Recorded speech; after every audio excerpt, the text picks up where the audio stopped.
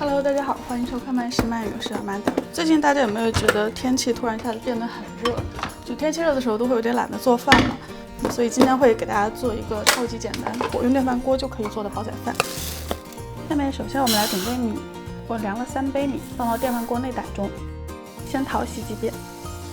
一般平时煮米饭的时候，我不会把米洗太多的，因为现在米其实品质都很好。但是做煲仔饭的话，你需要多洗几遍，让这个淘米水从一开始浑浊变得比较清澈，这样把米的表面过多的淀粉都去掉。再加上我用的这个电饭煲内胆是铸铁珐琅材质的，储热性能会非常好，这样煮出来的米饭才会粒粒分明又很 Q 弹。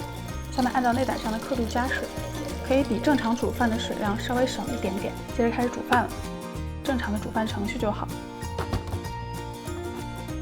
下面接着来处理今天用到的这个还蛮特别的食材，就是新鲜的羊肚菌。你可以看到它表面上会有这种凹凸不平的组织，看起来有点像羊肚，这就是它名字的来源。现在先把它的地头切一下。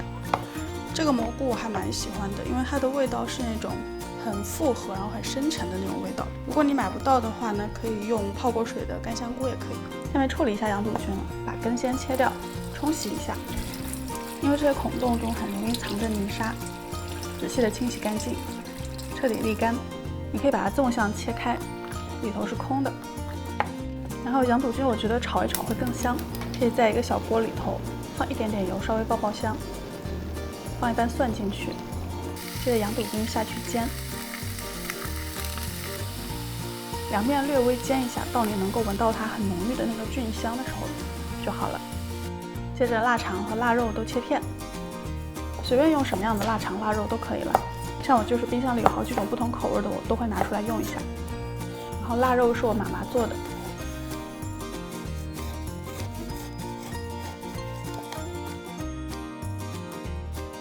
接着你会看到电饭煲上显示煮饭的进程，现在它已经超过1半的时间了，就差不多了，可以打开看一下，水分已经基本上被米都吸收了。你可以看到米的表面出现这种蜂窝状，并且在不停的往外冒泡。这个时候就是加料的合适的时间，之前准备好的腊肠、腊肉、羊肚菌都铺上去。因为我要拍摄视频嘛，所以我会把表面的这些料都摆得非常整齐。你们自己在家吃的话，没必要这么做作的。然后盖上盖子，让它继续完成这个煮饭的程序。到煮饭结束，开始进入保温的时候，可以刻个生鸡蛋进去。接着饭还要让它再保温一会儿。下面可以来做酱汁。对煲仔饭来说，这个酱汁还挺重要的。生抽、老抽、蚝油，还有糖，再加一点水。小锅中加入蒜片，煮开就行了。另外呢，再起一锅开水，加点盐，菜心汆一下水。煮好的酱汁可以放到一个小瓶子里。现在保温时间大概过去了个8、9分钟，打开盖看一看，这鸡蛋已经半熟半凝固了，就可以吃了。把汆过的菜心放上去，吃之前可以淋上酱汁，把鸡蛋戳破，拌在饭里头。除了腊肠、腊肉之外，你也可以放其他的材料在煲仔饭上。像我之前做过一个菌菇滑鸡煲仔饭，我觉得那个搭配也挺好的。把鸡肉剪成小块，加一点姜泥。一点盐、生抽、料酒、白胡椒，加一点蚝油，还有土豆淀粉，腌制均匀。有时间的话，最好是放到冰箱里头去冷藏1个小时左右，它会更入味儿。然后羊肚菌也是一样处理，放到锅里和蒜一起略微的煎出香味儿。然后平底锅里再放一点油，腌过的鸡肉下锅，稍微翻炒一下。到表面变色就立刻盛出来。当米饭煮到半熟的时候，铺上鸡肉还有羊肚菌，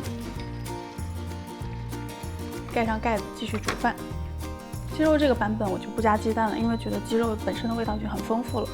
加上汆过水的菜心，一样也是吃之前可以淋上之前做好的酱汁。这个电饭煲里头的内胆是珐琅铸铁材质的，它同时还给你配备了一个很漂亮的盖子，就可以直接这样连着盖子一起上桌就好了。拍完这个之后，大家可以在家里举一反三了，各种你喜欢的菜都可以尝试。好了，今天的煲仔饭是不是超级简单的？我觉得特别适合就是没有什么太多时间的人。在这种春光明媚的日子里头，你不用花费太多时间就能够做出有肉有菜又有饭的这样一锅来，希望大家喜欢。